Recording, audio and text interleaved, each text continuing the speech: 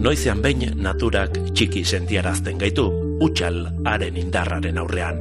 Hori agerian utzi du duela 2 aste Valentzian gertatutakoak. Klima aldaketa eta muturreko fenomenoen arteko lotura ikertzen duen nazioarteko meteorologia elkarteak argi esan du berriki argitaratu duen txostenean. Klima aldaketak areagotu egin ditu danaren ondorioak. Datuak hor daude. Mediterraneoa munduko bataz bestekoa baino 120 azkarragoari da berotzen. Marka guztiak apurtu ditu uraren temperaturak udan, eta atmosferaren goi geruzetako airearen zirkulazio patroiak aztoratuta dabiltza. Hala, muturreko fenomeno meteorologikoen osagaiak klima aldaketak ipintzen ditu. Eta kontua da, azken urteetan oso sarri gertatzen ari direla horrelako fenomeno bortitzak. Eguzkiak inoiz baino gehiago berotzen du, haizea geroz eta harroago dabil. Eta ikusi dugunez, ura belaunetik gora askotan igotzen da, edo ez dugu tantarik ikusten denbora luzez. Sarri eta hurbil, mundu mailako larrialdia da klimatikoa, gurean ere hainbat erakustaldi izan dituena, inor ez da libratzen. Nori eta zer tokatuko zaio bihar.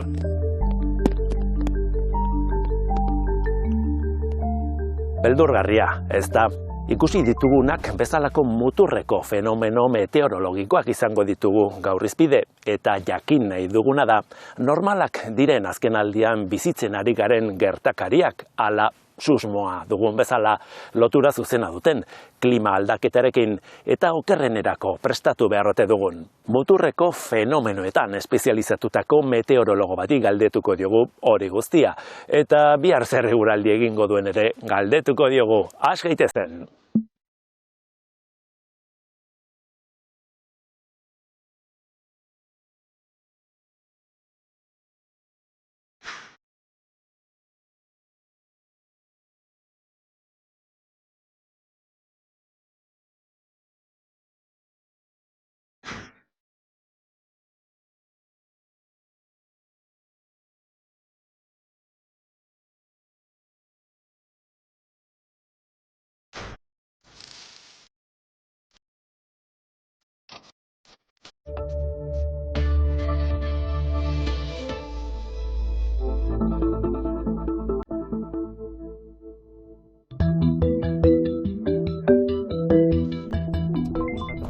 Pello Oria meteorologoa da.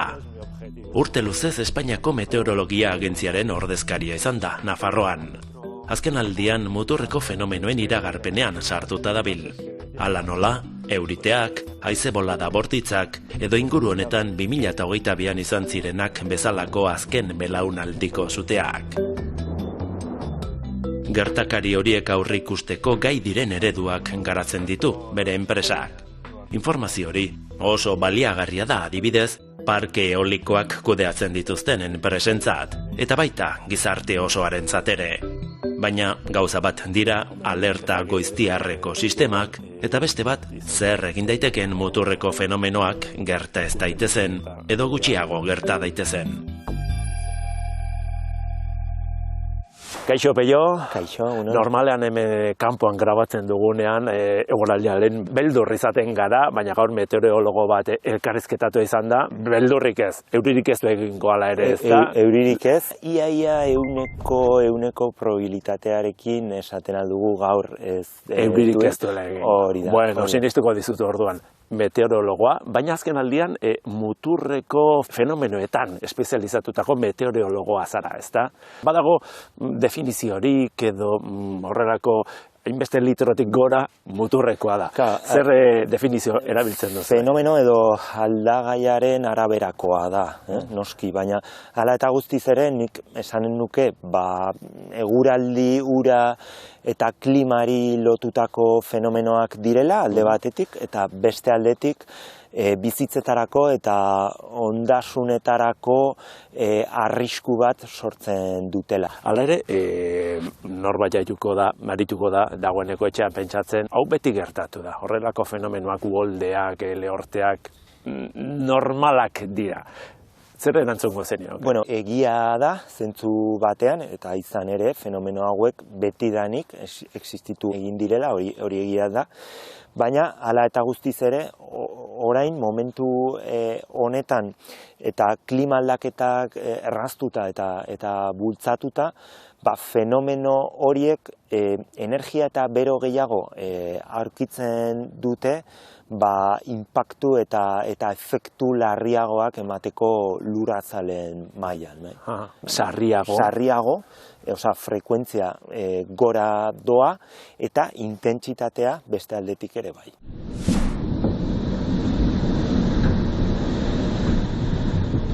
Muturreko fenomeno meteorologikoak maizago eta intentsitate handiagoz gertatzen dira. Eguraldia momentu eta toki jakin batean atmosferaren egoera bada, epe luzera begiratzen du klimaren azterketak, datu historikoei erreparatzen die. Eta datu horien azterketa estatistikoaren arabera, muturreko fenomenoen frekuentzia izugarri igo da. Erraz ikusten da, grafikoki. Europan azken 150 urteetan izan diren uholden maiztasuna eta intentsitatea erakusten du irudi honek. Askoz gehiago esan beharrik ez dago. Klima aldaketaren eraginez biek egin dute gora. Segi dezagun uholdeen adibidearekin.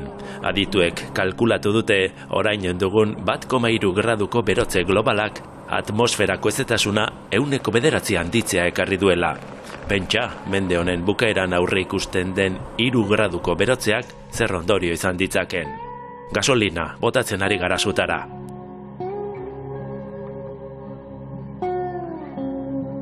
Esan duzunez, aldaketa klimatikoa dago, honen guztiaren atzean, ez da, eta hori frogatuta dago, aski frogatuta, ez da, baina zeintzuk dira aldaketa klimatikoa eta muturreko gertakari hauek lotzen dituzten mekanismoak. Pentsatu behar dugu, klima aldaketa azkar honen atzean beti CO2-ren isuriak daudela, baina pentsatu behar dugu energia eta bero gehiago dagoen sistema klimatiko osoan, adibidez, ekaitz batek aurkitzen du energia gehiago bere garapenarako eta ondorio okerrenak lurrazalean emateko. Adibidez, zuk esan duzun moduan, Mediterraneoko ur azaleraren temperatura oso altua egon eta, edo dago, hori da.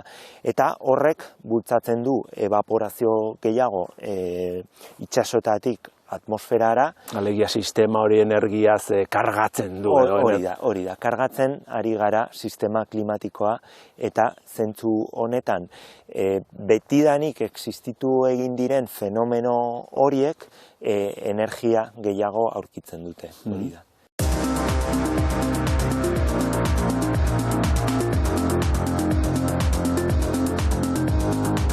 Klima aldaketa fenomeno naturala da? Hau ez. Gure planeta sortu zenetik klima aldaketa ugari gertatu dira. Garai beroagoak eta hotzagoak ziklikoki txandakatzen joan dira. Eta arrazoi naturalak izan dituzte, hala nola, lurraren orbitan gertatutako aldaketak edo plaka tektonikoen mugimenduak. Baina gaur egun bizi dugun berotze globala gizakiok eragindakoa da. Erregai fosilek isuritako gasek negutegi efektua areagotu dute atmosferan. Egungo erritmoan jarraituzkero, zientzialariek uste dute mende amaierarako lurreko temperatura 3 grado igo daitekela. Eta hori, ez da naturala.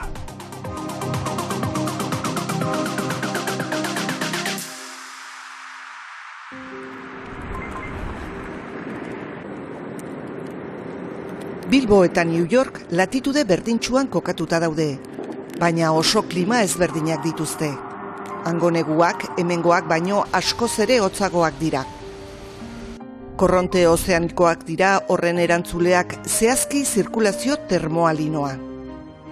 Beroa batetik bestera daraman zinta garraiatzaile baten moduan funtzionatzen du, eta planeta guztiko klima baldintzatzen du. Ozeano baretik eta Indikotik datorren ur beroa gure kostatik igarotzen da iparralderako bidean. Artikora iristean, hoztu eta ondoratu egiten da, eta hegoalderantz abiatzen da itsasondoko korronte hotz bihurtuta. Fenomeno natural horri Atlantiko meridionalaren iraultze zirkulazioa deritzo, edo ingelesezko laburduraz, AMOK. Baina berotze globalaren ondorioz iparpoloko izotza urtzen ari da, eta fenomeno natural hori arriskuan dago. Cuando se funden esos icebergs y esos casquetes, izebergak eta kasko polarrak urtzean, ur litro mordoa isurtzen da ozeanora. Ese agua dulce es, como te digo, fría. Ur hori geza eta hotza da, eta gainazaleko ura gaziagoa denez, ur gezak oztopatu egiten du. Ez dio uzten ur gaziari latitude handietaraino igotzen. No les deja subir. Bultza egiten dio, eta gainazaleko ur beroa lehenago ondoratzen da, latitude txikiagoetan. A latitudes más bajas. Komunitate zientifikoak urte asko daramatza AMOKen kolapsoak Europako iparraldean izan ditzakeen ondoriolatzez ohartarazten. Temperaturak ikaragarri jaitsiko lirateke, herrialde asko elur geruza batez estaliz, eta zientzia fikziozko filmeetan ikusi izan dugun paisaia margotuz. 2023an Niels Bohr Institutuak plazaratutako ikerketa batek zioenez, AMOKen kolapsoa 95%ko probabilitatearekin gertatuko da 2025 eta 2085 urteen artean. Science Advances aldizkariak argitaratutako beste ikerketa baten arabera, glaziazioa berehala gertatuko da. Glaciación, no. Glaziazioa ez. 100.000 urte irauten duten hotzaldi handiak dira glaziazioak, ez dira txantxetako gauza, eta ez dira zirkulazio ozeanikoaren aldaketen ondorio. Enfriamiento generalizado? Sí. Oste orokortu bat, bai, eta ez dago oso urrutira joan beharrik hori ikusteko.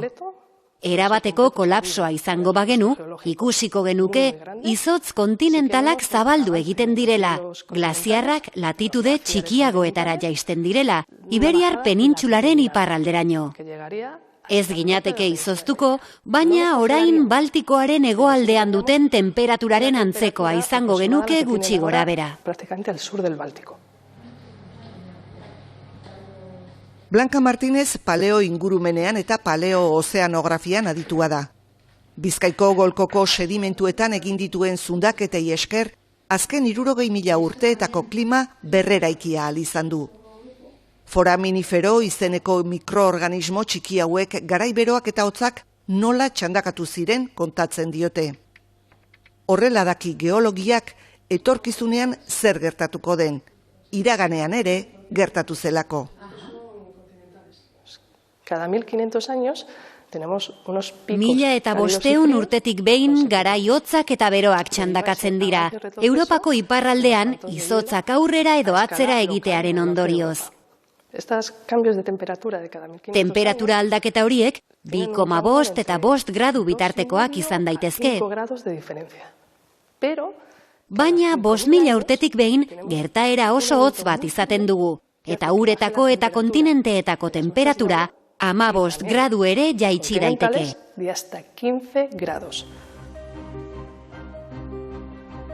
Orain berez, ez zaigu tokatzen ziklo aldaketa horietako bat ikustea, baina zientzialariek detektatu dute AMOK mantxotzen ari dela. Gauza arraroak egiten ari dela ikusten ari gara. Gauza horiek jada ez dira naturalak, ez dira ziklikoak, ez dira duela 10.000, 20.000 edo 100.000 urte gertatutakoak bezalakoak. Gure planetaren klima aldakortasun horretatik ateratzen ari gara, giza ekintzaren eraginez. Klimaren oreka euskorra puskatu dezakeen aldagai berri bat gara. Ez dago erregistro geologikorik giza aldagaiaren portaera aurre ikusteko. Ez dakigu zer egingo dugun espezie gisa, negutegi efektuko gasak isurtzen jarraituko dugun edo nola erantzungo duen ingurumenak gas horiek isurtzeari uzten badiogu. Horregatik da hain zaila, amoken kolapsoari data jartzea. Aquí no importa tanto el cuándo, sino el cómo. Ez du hainbeste axola noiz gertatuko den, baizik eta nola. Nola gertatuko den moteltze hori edo kolapso hori. Poloetako ur geza isurtzearen ondorio dela badakigu, beraz, izotz kaskoak urtzea eragiten badugu, amok behar baino lehenago moteltzea eragingo dugu. Eskala geologikoan aldaketa guztiak atzeragarriak dira. Amoken moteltze edo kolapsoak elukete planeta arriskuan jarriko, ez da bertako bizitza ere. Beste kontu bat da, giza espeziak lortuko duen berak eragindako aldaketetara egokitzea.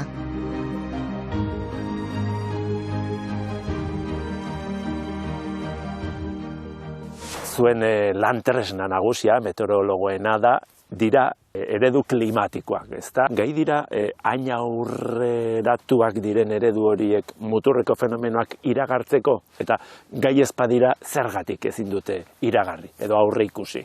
Lehen aipatu dudan moduan, aldagai eta gertaeraren araberakoa da. Adibidez, temperaturen kasuan edo haizen kasuan, predikzioak, iragarpenak oso zehatzak dira, iaia ehuneko kasuetan. Baina, beste aldetik daude ekaitzak edo eurite handiak, urari lotutako fenomeno batzuk, eta hauekin arazo askoz handiagoak dauzkagu. Eta zergatik ekaitzak edo uholdeak ezin dira aurre ikusi? Euriten kasuan, hor daude uraren fase aldaketei lotutako prozesuak, prezipitazioa, aipatu dugun moduan, edo evaporazioa, kontrako fenomenoa. Eta fenomeno hauek askoz komplikatuagoak dira. Zu eredu horiek hobetzen, ari zara, kasu honetan, zure enpresarekin, muturreko fenomenoak aurrikusteko gai izango diren ereduak garatzen, ezta?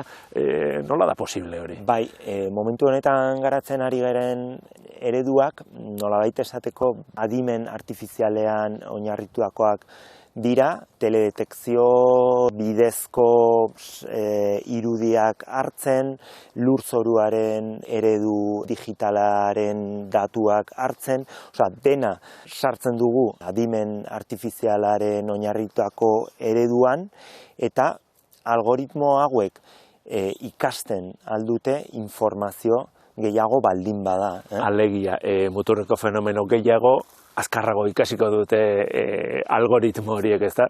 Iritsiko gara, noiz bait aurreikusteko gai izatera.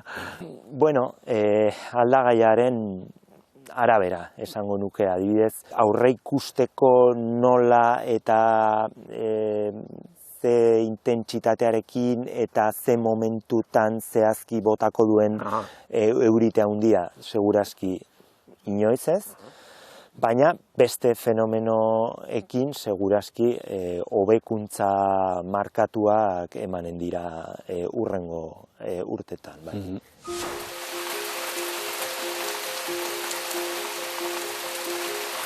Euria, haizea, eguzkia, fenomeno meteorologikoak lurra zizelkatzen joan dira, eta orografia ezberdinak sortu dituzte. Meteorologiaren eta paisaiaren arteko oreka bat zegoela esan genezake, baina klima larrialdiaren ondorioz oreka hori apurtzen ari da. Muturreko fenomeno meteorologikoak mota guztietako hondamendiak eragiten ari dira, besteak beste luiziak. Harri jausiak, lokatzeniak eta esponden luiziak gero eta ohikoagoak dira, lurrak gero eta ezegonkorragoa delako, baita gurean ere. Euskadin lubizi arriskua oso altua da. eta probabilitatea ere oso altua da. Iaia Euskadi osoa maldatsua da. Eta gainera euria jasaten dugu. Ez da euria bakarrik, baizik eta azken eurialdiak izan dira bapateko euriak eta gainera kantitate handiagoarekin. Leku batzuetan lurra irristan erortzeko arriskua handiagoa da. Eta Euskal Herrian arrisku puntu asko daude.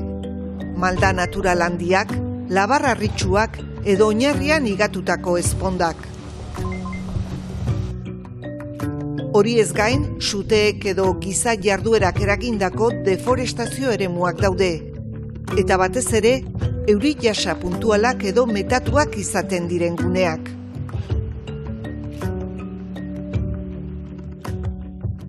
Klima aldaketak ekarriko digu luibizin larritasuna. Hori da, betidanik egon dira luibiziak. Ziurazki luibizin kopuruan berdina mantenduko luke, baina ez larritasuna. Klima aldaketak eragiten dio larria handiago izatea. Luizi guztiak ez dira berdinak. Materialaren eta lerratzeko moduaren arabera aldatzen dira. Adibidez, arroka jausiak izan daitezke. Hauek normalean azkar gertatzen dira, saiesteko denborari gabe.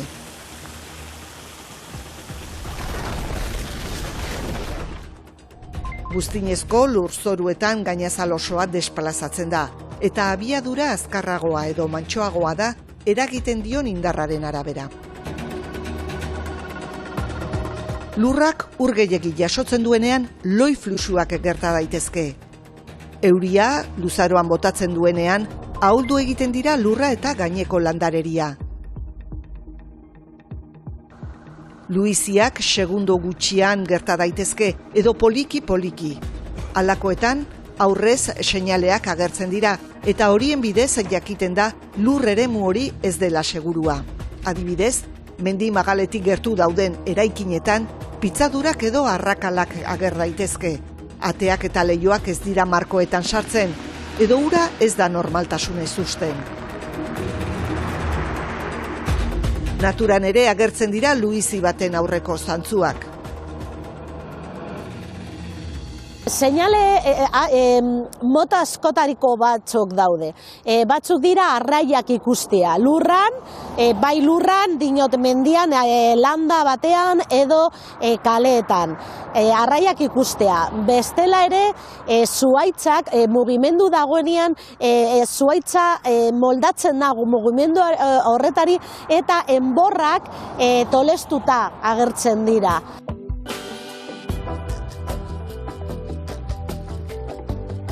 Seinale horiei adi egoteak erreakzionatzeko denbora eman diezaguke, kalteak gutxitzen eta prebenitzen lagunduko diguten neurriak garaiz hartzeko. Hobe da aztertzea lehenago zer gertatuko den. Askoz errezagoa, askoz merkeagoa da konpontzeko edo arrisku hori ez gertatzeko. Lurra elementu gogorrekin sendotu daiteke, edo ezponda eta magaletan landareak sartu lurraren erresistentzia indartzeko euri jasen arriskuari begira. Baina epe luzera, klima aldaketa eragiten duten jarduerak murriztea, eraginkorragoa izango litzateke.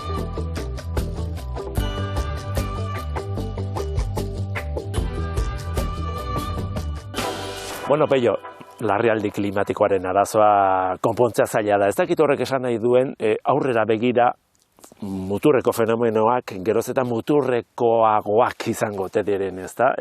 Zer ikusiko dugu etorkizunean? Esango nuke azken 2-3 urte hauetan muturreko fenomeno asko ikusi ditugu, ez hemen Euskal Herrian, baizik eta mundu mailan, eta zuk ikusten duzunean berotze tasa hori deskubritzen duzu oso handia pasatu dela duela hamarkadatik ona, bakarrik. Zentzu honetan, bai, larrialdi klimatikoan gaude, eta seguraski, eta azken datuak begiratuta, adibidez CO2-ren konzentrazioa atmosferan, edo ozeanoen temperaturak, seguraski datozen urtetan, gutxienez hamarkada honetan, baina seguraski bi hurrengo hamarkadaetan ere bai, gero eta fenomeno askoz gehiago ikusiko ditugu. Ez du itxura honek,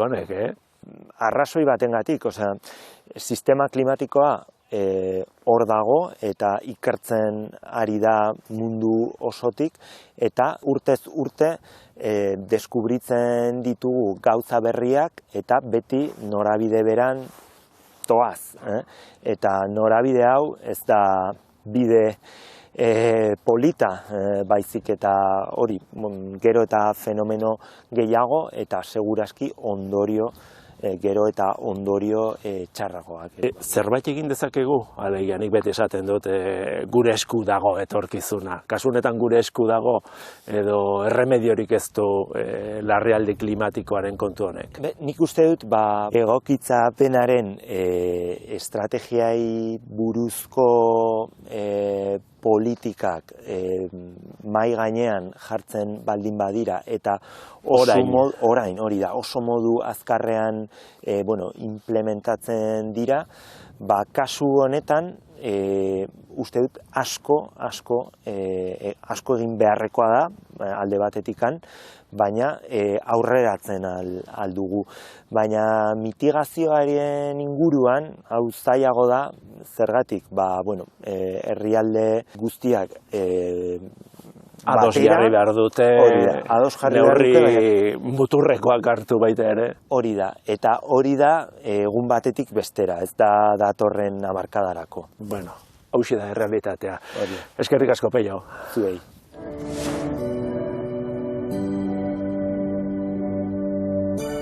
Gaurko saioaren ondorioa latza da, baina baita ere ikasi dugu zientzia dela arazoari aurre egiteko bidelagunik egokiena. Elhuyarrek eta Donostia International Physics Centerrek antolatzen duten On Zientzia bideo lehiaketak zientzia du erdigunean. 15. edizioa du, aurtengoa, eta lanak bidaltzeko epea zabaldu berri da. Gogoratu gai zientifiko edo teknologikoei buruzko bideoak bidal ditzakezuela, euskaraz, gazteleraz edo ingelesez, eta 5 minutu baino laburragoak izan behar dutela. Datorren urteko apirilaren 29an itxiko da epea. Urruti dago, bai, baina ez lorik hartu eta hasi pentsatzen. Datorren asterarte, agur!